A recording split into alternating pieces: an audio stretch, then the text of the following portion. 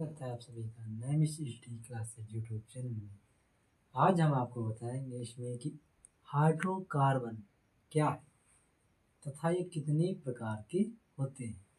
तो हाइड्रोकार्बन जो होते हैं, हाइड्रो और हाइड्रोजन और तथा कार्बन से मिलकर बने यौगिकों को हाइड्रोकार्बन कहते हैं। हाइड्रोकार्बन जो यौगिक है ये तीन प्रकार के होते हैं। एरोमेटिक, देखो जैसे पहले समझ लेते हैं हाइड्रोकार्बन क्या है। तो हाइड्रोकार्बन क्या है, हमारा यही टॉपिक है आज। हाइड्रोकार्बन क्या है या कितने प्रकार के होते हैं, तो हम जानेंगे। ऐसे वैसे यौगिक जो कार्बन तथा हाइड्रोजन से बना होता है। हाइड्रोजन तथा कार्बन से मिलकर बना होता है। देखो कार्बन जो होता है वो C होता है और हाइड्रोजन जो होता है H होता है। जब ये दो आपस में मिलते हैं तो एक नया उत्पाद बनाते हैं, उसे ही हाइड्रोजन कार्बन कहते हैं।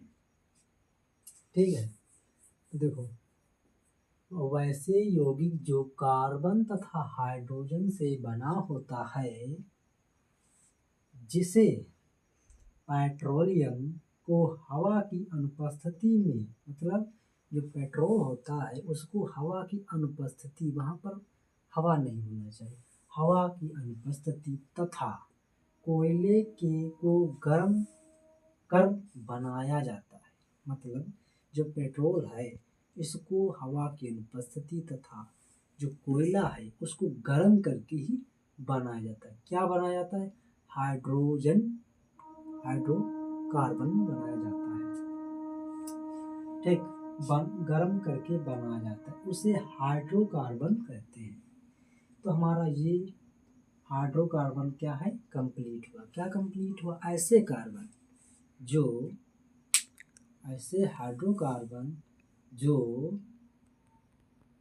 कार्बन तथा हाइड्रोजन से मिलकर बने होते हैं, हाइड्रोजन कार्बन से मिलकर बने होते हैं तथा पेट्रोलियम को हवा की अनुपस्थिति तथा कोयले को गर्म करके बनाया जाता है, ऐसे यौगिक को हाइड्रोकार्बन कहते हैं। या तीन प्रकार के होते हैं। क्या? कितने? तीन प्रकार के होते हैं। कौन कौन से? तो पहला होता है एलिफैटिक, एलिफैटिक। दूसरा होता है एलिसाइमिटिक, साइमिलिक, एलिसाइमिलिक। दूसरा होता है एलिसाइमिलिक और तीसरा होता है एरोमेटिक। तो एरोमेटिक भी दो प्रकार के होते हैं। कौन कौन से दो प्रकार के होते हैं? पहला होता है संतृप्त, दूसरा होता है असंतृप्त।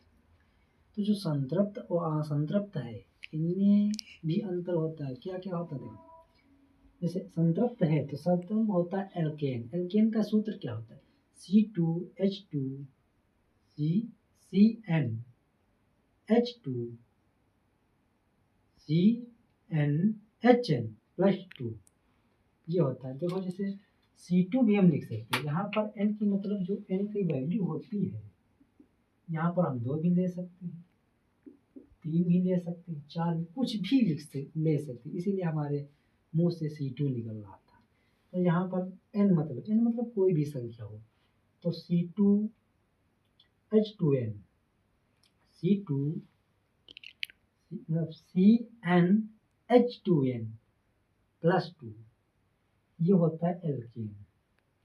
इसे आगे आप IPSC पढ़ेंगे, कार्बन तथा उसके यौगिक चैप्टर में दिया गया। एल्केन, एल्काइन था, एल्केन, एल्कीन, एल्काइन, ये तीन यौगिक होते हैं। जैसे उन्हीं से मतलब बहुत से IPSC नाम बनते हैं, उन्हीं में का है एल्केन। CnH2n प्लस 2 संतृप्त हाइड्रोकार्बन है।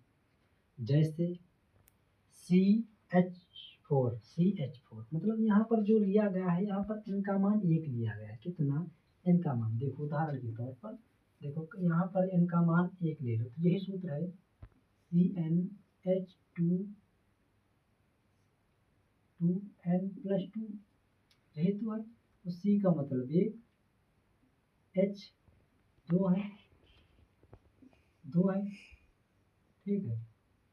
2 है, फिर 1 है प्लस 2 है, तो ये हुआ। तो C का जब C से 1 गुणा C हो जाएगा, H का जब 2 से गुणा कितना होगा, 2 ही रहेगा, तो प्लस 2, ये 2 प्लस 2, तो कितना होगा, H नहीं है, H2, तो ये हुआ 2 2 4, CH4 बन गया, CH4।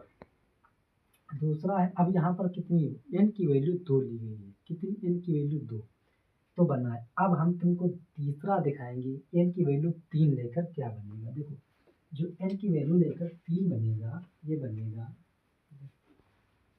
n बराबर 3 है ना। देखो CnH2n+2, अब जहाँ पर n है वहाँ पर हमको 3 कर देना है, कितने कर देना है, 3 कर देना है। तो ये हो जाएगा C गुणे 3 प्लस H2 गुणे 3 प्लस 2 हुआ। देखो तो C का C3 हो जाएगा 3 दूनी 6, 3 दूनी 6 प्लस 2 कितना हो जाएगा, 8 हो जाएगा, 8 हो जाएगा।